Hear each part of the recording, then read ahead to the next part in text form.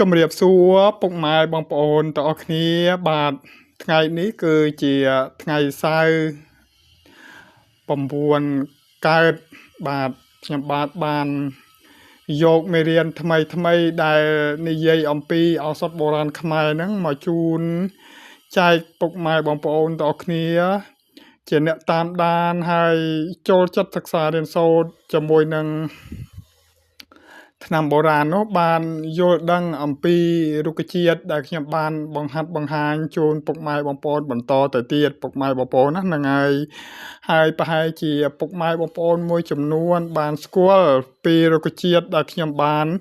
បង្ហាញហើយមួយទៀតក៏មិនបានស្គាល់មិនបានដឹងពីអត្ថប្រយោជន៍នៃការប្រើប្រាស់របស់វាដែរពុកម៉ែបងប្អូនណាហ្នឹងហើយរុក្ខជាតិនេះគឺមានអត្ថប្រយោជន៍បែបណាមានគុណតម្លៃយ៉ាងម៉េចចំពោះសុខភាពខ្ញុំនឹងប្រាប់ជម្រាបជូនពុកម៉ែបងប្អូនដូចតទៅនេះបាទហើយនេះគឺជា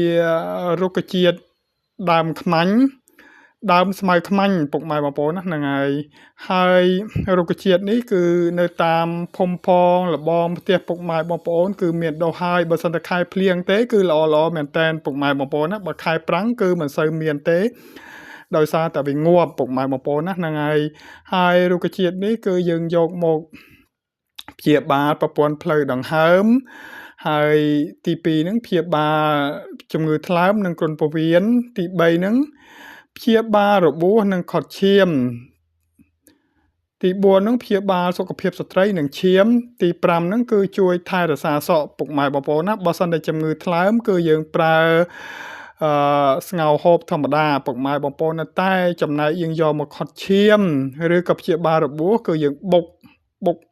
យកស្លឹកវាមកបុកឲ្យម៉ត់ទៅរួចហើយយើងយកទៅបិទនៅលើដំបៅដែលមានរបួសស្នាមហើយសម្រាប់ការថែរក្សាសក់គឺយើងយកមកបុកហើយយើងយកទៅកក់ដូចគ្នាពុកម៉ែបងប្អូនណាហ្នឹងហើយការប្រើប្រាស់នេះគឺយើងប្រើស្រស់ពុកម៉ែបងប្អូនណាយើងប្រើស្រស់គឺយើងប្រើចន្លោះពី40ទៅ60ក្រាមបើសិនតែយើងប្រើស្ងួតគឺយើងប្រើចន្លោះពី10ទៅ15ក្រាមឬក៏ទៅតាមទៅ20ក្រាមទៅតាមសភាពជំងឺរបស់ពុកម៉ែបងប្អូនណាហ្នឹងហើយដើមខ្មាញ់នេះគឺសម្បូរនៅតាមតំបន់ដែលពុកម៉ែបងប្អូនរស់នៅពុកម៉ែបងប្អូនណាហ្នឹងហើយមិនខ្វះទេហើយបើសិនតែពុកម៉ែបងប្អូនណាមានបញ្ហាថ្លើមធ្ងន់ធ្ងរឬក៏រលាកពោះវៀនធ្ងន់ធ្ងរពុកម៉ែបងប្អូនអាចយកនៅរុក្ខជាតិស្មៅខ្មាញ់នេះទៅស្ងោរហូបបានពុកម៉ែបងប្អូនណាយើងអាចផ្សំជាមួយនឹងរុក្ខជាតិដទៃបានដូចជាដើមខ្មាញ់ដើមអំពិលប្រក់ផ្លែមើមត្បាល់កិនពុកម៉ែបងប្អូនណាដើម្បីព្យាបាលជំងឺថ្លើមពុកម៉ែប